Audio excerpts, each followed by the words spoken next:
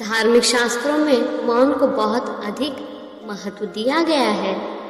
व्यक्ति को अपने जीवन में अधिक से अधिक मौन का पालन करना चाहिए। मौन की व्याख्या इस प्रकार की गई है कि जिस व्यक्ति में मौन धारण करने की विशेषता होती है वह अपने जीवन में बड़े से बड़े विवाद को शीघ्रता से सुलझा सकता है।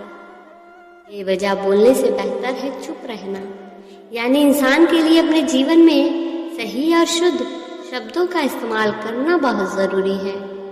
मौन का पालन करने में हम अपनी अंतरात्मा के संपर्क में रहते हैं और हमारी मानसिक स्थिति संतुलित रहती है। लेकिन क्या जीवन में हर समय मौन आवश्यक है या केवल मौन धारणा करने से ही समस्या का समाधान है? इस विषय में भगवान श्री कृष्ण ने भागवत गीता में बड़े ही विस्तार से बताया है और आज हम इसी विषय पर बात करेंगे। आइए वीडियो को शुरू करते हैं। इससे पहले कि हम आगे बढ़ें, अगर आप हमारे चैनल पर नए हैं प्लीज चैनल को लाइक एंड सब्सक्राइब जरूर कर दीजिएगा। हम ऐसे वीडियो आपके लिए लाते रहते हैं। भागवत गीता के प्रथम एवं द्वितीय अध्याय के अनुसार भगवान श्री कृष्ण ने बताया है कि हमें किस परिस्थिति में बोलना है एवं किस परिस्थिति में हमें चुप रहना है। यह ज्ञान भगवान श्री कृष्ण ने उस समय दिया था जब युद्ध भूमि में खड़े अर्जुन अपने सगे संबंधियों का खून बहाने से इनकार कर रहे थे।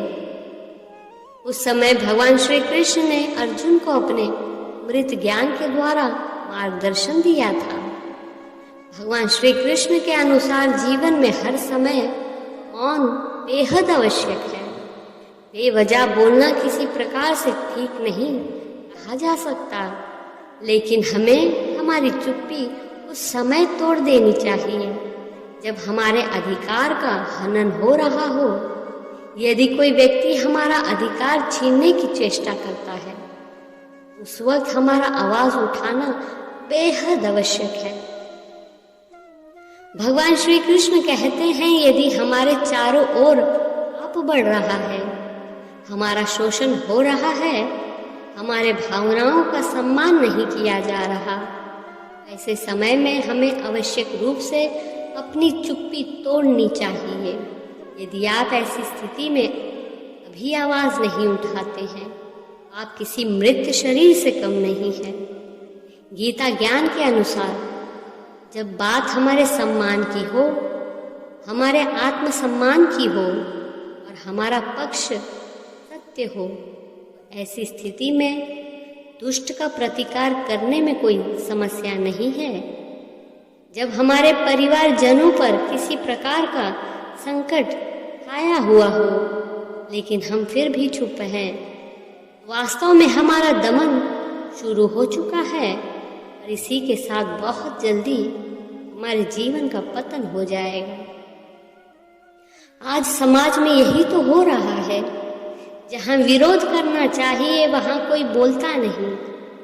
कोई बलशाली व्यक्ति कुछ भी गलत बोल दे, उसके सामने विरोध करने की किसी की हिम्मत नहीं होती।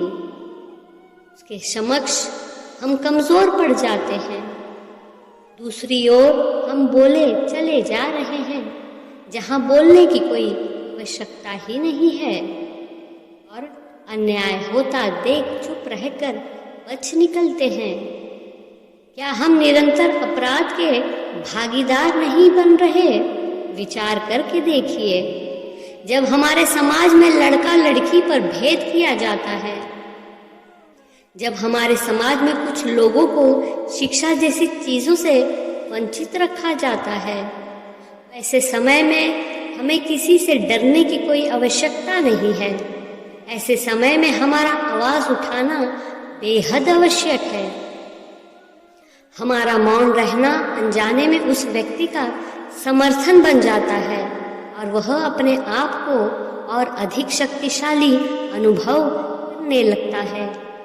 यहीं से हमारा दमन प्रारंभ हो जाता है और एक के बाद एक हम अन्याय में अनचाहे रूप से सम्मिलित होते चले जाते हैं, जो आगे चलकर बड़े टकराव का कारण बनता है। भगवान श्री कृष्ण के अनुसार अधर्मियों से इस संसार को इतना कष्ट नहीं होता जितना धर्म जानने वालों का मौन रहने से होता है।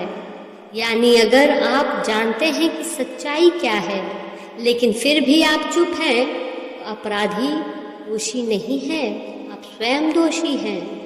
यदि समाज में कोई व्यक्ति अपनी सीमा का उल्लंघन करता है, अन्याय करता है, तो ऐसे व्यक्ति को सबक सिखाना बहुत ज़रूरी है। महाभारत के युद्ध के मैदान में भी ऐसा ही हुआ था, क्योंकि जब द्रौपदी का चीरहरण किया गया था तब एक से बढ़कर एक बुद्धिमान व्यक्ति दरबार में बैठे थे। उस समय दरबार में भीष्म पितामह, द्रोणाचार्य, कृपाचार्य और अंगराज कर्ण सहित शक्तिशाली और वह धर्म के ज्ञाता व्यक्ति थे, लेकिन दुर्योधन को किसी ने रोकने की कोशिश नहीं की। दुर्योधन दुष्ट था, पापी था, अपने मामा शकुनी की बातों से प्रभावित था, इसलिए उसे चीरहरण अपराध प्रतीत नहीं हुआ। परंतु यदि उस समय राज्य सभा में बैठे विद्वानों ने अपनी चुप्पी तोड़ी होती और दुर्योधन के विरुद्ध प्रतिकार किया होता, शायद महाभारत जैसा युद्ध न होता जिसने पूरी मानवता को संकट में डाल दिया था। इसलिए हर इंसान को अपने साथ हो रहे न्याय और अन्याय की पूरी जानकारी होना जरूरी है।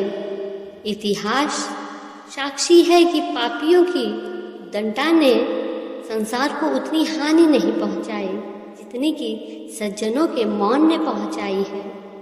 यदि कोई मूर्ख बोल रहा है, मौन रहना उचित है, परंतु यदि कहीं छल हो रहा है, अपराध हो रहा है, उठिए और विरोध कीजिए, क्योंकि आपके लिए सही आने वाले पीढ़ी के लिए यह मौन घातक सिद्ध हो सकता है।